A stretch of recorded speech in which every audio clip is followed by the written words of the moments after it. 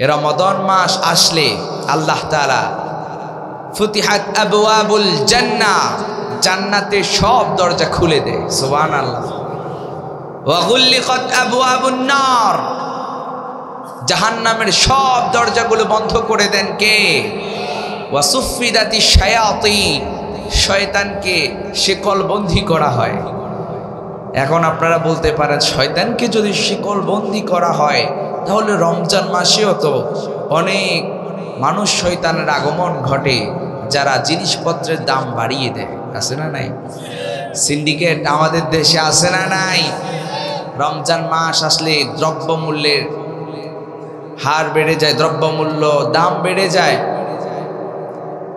আপনারা প্রশ্ন করতে পারেন, আল্লাহ না শয়তানকে শিকলবন্দি করছে? শয়তান তো দুই প্রকার, মিনাল জিন্নাতি ওয়ান নাস, জিন শয়তান, মানুষ শয়তান। জিন শয়তানকে শিকলবন্দি করলেও এই জিন শয়তান যে গোটা 11টি মাস আপনাকে ওয়াসওয়াসা দিচ্ছে, ওই ওয়াসওয়াসা একটা প্রভাব রমজান মাসেও দেখা দেয়। এজন্য কিছু মানুষ রমজান মাসেও তারা তাদের শয়তানি বন্ধ করতে পারে না, ঠিক কিনা? রমজান মাসে জিনিসপত্র দাম বাড়িয়ে দেয় সিন্ডিকেট, রমজান মাসকে ব্যবসার মাস বানিয়ে ফেলে। আমার ভাইয়েরা, এই রমাদান মাস এটা ব্যবসার মাস নয়, এটা আল্লাহর সাথে আল্লাহর সান্নিধ্যে যাওয়ার মাস, ঠিক কিনা?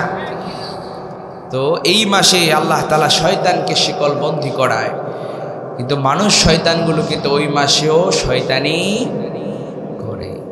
আল্লাহ তাআলা আমাদেরকে এই রমাদান মাসে আমরা যেন আল্লাহর সান্নিধ্যে গিয়ে আমরা যেন বেশি বেশি ইবাদত করে আল্লাহর একেবারেই নিকটবর্তী হয়ে আমরা যেন আমাদের সবগুলো গুনাহ মাফ করাতে পারি।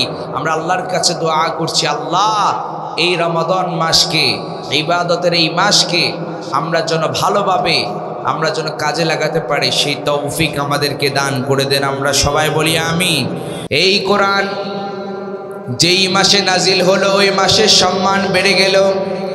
এই কোরআন যেই রাতে নাজিল হলো ওই রাতের সম্মান মর্যাদা অন্য অন্য রাতের চাইতে কম না বেশি? আরো জোরে বলেন, কম না বেশি?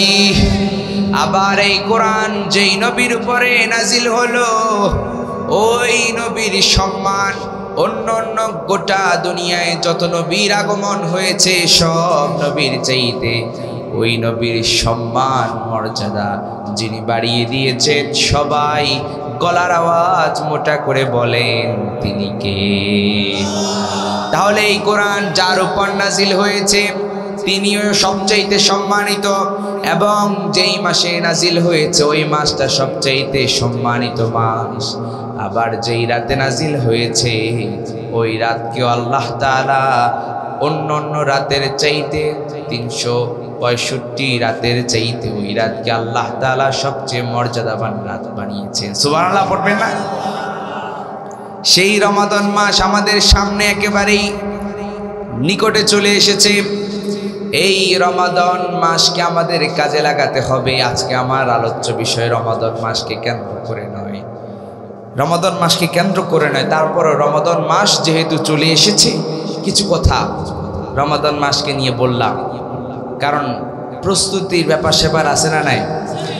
ঘরে আপনার ঘরে মেহমান আসলে, মেহমান আসার আগে একজন ভিআইপি মেহমান আসবে, আসার আগে আপনার পরিবার পরিজনের সবাইকে বলেন তাড়াতাড়ি বিছানা গুছিয়ে ফেলো, যা যা অপরিষ্কার আছে পরিষ্কার করে ফেলো। একটা প্রস্তুতি আছে না নাই? রমাদান মাস আসছে, আমাদের গুনাহগুলো যেন আমরা এই মাসে আমরা আল্লাহর কাছে ফরিয়াদ করে এই মাসে যেন আমরা আমাদের গুনাহগুলো, জীবনের সব গুনাহ মাফ করাতে পারি, বেশি বেশি ইবাদত করতে পারি। অন্য মাসের তুলনায় যেন সবচেয়ে বেশি ইবাদত, নফল ইবাদত ওই মাসে কম করতে হয় না বেশি করতে হয়?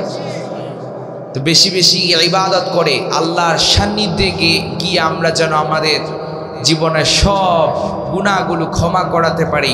এজন্য আগ থেকেই আমাদেরকে প্রিপারেশন নিতে হবে, প্রস্তুতি নেওয়ার দরকার আছে না নাই?